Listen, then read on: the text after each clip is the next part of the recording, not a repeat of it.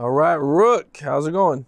It's going good, bro. It's going good. Man, that's what's up, man. So you were just here not too long ago. Yeah. You know, you're with Travis. Yep. And during that interview, we found out that you got a pretty interesting story yourself. Yeah. You did a lot of bodyguarding for a lot of famous people, and you have a lot of good stories that you could share. Yeah. But before we get into all that, I would kind of just like to get to know you a little bit better and kind of take it back and, you know, give them just a brief introduction to you and what it was like for you growing up. Okay. Well, I was born in Little Rock, Arkansas, raised in St. Louis. Mother, father took care of me, taught me the ways of life, even though I was in the streets. And when I say in the streets, I mean, shit, I was just outside, you know what I'm saying? So, but I came up in the dope era. So, you know what I'm saying? I came up in the dope era. All my partners, D-boys, you know what I'm saying? And shit, I was pretty much just like the muscle for them. You know what I'm saying? Like I'll be with them so they don't get robbed and shit like that. So it's like it started a long time ago. It started when I was young, the bodyguard shit. So I just pretty much, my dad trained me in Wing Chun. Like I'm training Wing Chun. A lot of niggas don't know what Wing Chun is. Wing Chun is the same shit that Bruce Lee did. But it's more, Wing Chun is more mental than it is physical. You know what I'm saying? But when it get physical,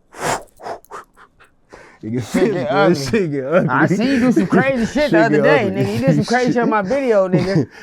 We ain't gonna talk about it, but goddamn. Shit get ugly. So I came up where shit, I came up in the cutthroat area. So it's like, I came up in the hands area. Right. Fact. Look, right. I came up in the hands area, you know what I'm saying? So I came up in the shit, we finna get down right now, you know what I'm saying? So, shit, the knuck if you buck, you know what I'm saying? That's why I came up here, you know? Shit, you talking shit, we finna fight right now. Hot head era. Everybody hot heads, we all just popping off, you know? So, to survive that and get to the age that I am now and know the things that I know now, you know, I feel like it's a blessing, and I feel like my purpose is to, you know, still be me at all aspects, you know, in all aspects of who I am.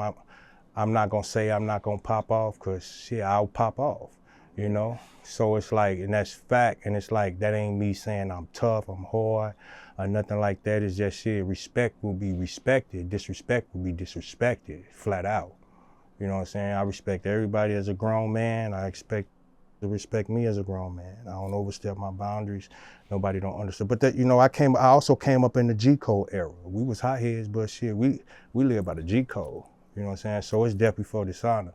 So shit, you kill yourself if you dishonoring yourself, because you dishonoring yourself if you want some shit. You want some time, shit. We put in a circle and beat their eyes, say they turn purple. Facts. How did you get introduced to Waka Flocka, ended up bodyguarding for Waka Flocka? Okay, let's fast forward from there. Waka came out with Oh Let's Do It in like what, 2006, 2007? When did he come out with that? 2000, whenever that song, it was around 2006, 2007, 2008 time when that song came out, Oh Let's Do It. I had already got out of the Air Force in 2007 and moved back to St. Louis. Well, yeah, I moved back to St. Louis. When I got back to St. Louis, I met my big homie Debo. Debo is BTS, Big Time Security, and then he did his own thing. He used to play for the Houston Oilers. I ain't gonna say his real name, but his name Debo. So I met him. I started bodyguarding with them. I'm already bodyguarding for about 2 years, doing club security and stuff. And this is one famous club in St. Louis that everybody know about, is Sprues. All right. So Craig, the owner of Sprues, my uncle Craig, shout out, what up? Craig had somebody call me and say, hey, make sure y'all get Rook here. You know, I like the way he do shit. You know what I'm saying? He don't be playing with them niggas. But he got mad at me that night, so we'll get to that part. Waka come to town, called me on the phone. I forgot. Who was that? I think it was my D-boy. Rest in peace, D-boy. D-boy called me and say, hey, Rook, and this is his words exactly, you want to bang tonight? I'm like, damn right. I'm like, what you mean? He said, Flocka gonna be in town tonight. You know these finna come out and bang. I'm like, where we at? Spruce. So we get the Spruce. Spruce, nigga, Flocka bring every hood out. Every hood that's beefing is beefing. You know what I'm saying? Just fighting, niggas just trying to get on the stage, trying to get the Waka, trying to fight Waka. We beating the shit out of these. So how did the fight start? Waka never started. Waka never got into a fight. It was just in the crowd. They was trying to get at him. You know what I'm saying? They was trying to get at him, but every time they come to the stage, we was whooping their ass. They was trying to get at Waka. That's how I got heard about Waka. Just trying to get at Waka that night. I don't know if they realized it, but I'm sure they did, because. So this was a bunch of Crip dudes? Man, these was Crips, Bloods. Any that didn't like it, it wasn't like necessarily no set gang that was out there. Some of these just didn't like this because they was jealous and envious of it. You know what I'm saying? And that's a real shit, whether they was Crips or Bloods. They was just jealous and envious. And that's really what make it want to do something, jealous and envious, green-eyed. When we was fighting, when he was on stage, it was all kinds of niggas that get him. He'll tell you, even when we went to the after set, when we went to the Beano, I binked it right in front of him to try to throw some money in this. The nigga tried to throw the money in his face. I pink. So it was all types. It wasn't really like no, you know what I'm saying? I'm talking about, but now I think about it, it could have been a Crip. You know what I'm saying? It could have been. He was a Blood. You know, and over in St. Louis and over in them eras, you know, they ain't got no peace with each other if they beefing with each other. You know what I'm saying? They ain't no. The older guys would be saying that it's peace, but it'd be the younger cats. See, when Waka was coming up, these 18, 19, 20, between the age of 17 and I'm gonna be honest with you, 35 years old. So these guys are just trying to get to the stage, yeah, trying to either fight Waka, yeah, or they trying to get at Waka. They're trying to get at Waka, yeah. And as you guys are in between beating Waka and beating the shit out of them. How many of them do you think there was trying to get at Waka? Put like this, we fought all night. We never stopped. So think about the Waka getting there at 9, 10 o'clock. He hit the stage around 11. He don't get off the stage till like 1:32. We banging that whole time, slamming. Wow, you think I'm not bullshitting, bro? The whole time he's performing, whole you guys time we beating the brakes out for these niggas. The ceiling about as high as it is in here. Man, I was hit the ceiling in that.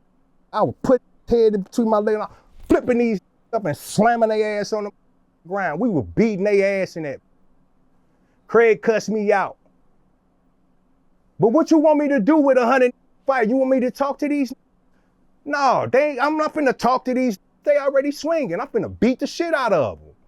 That's the only thing they understand. But then when it's over, and I'm gonna keep it 100 with you, be real about it. It be real. They be drunk and up. They be like, oh man, I was tripping, bro. Want to get in the club the next week. But that's the life. That's what it is in St. Louis. We go to the club. We went to the club to bang, nigga. How come they didn't stop the show? Why we gonna stop the show? This is what Waka do. So all Waka shows are like this. Nigga, all Waka shows is turned. We finna bang, nigga. What you mean? It's going down. That's why he had all them hands on his team.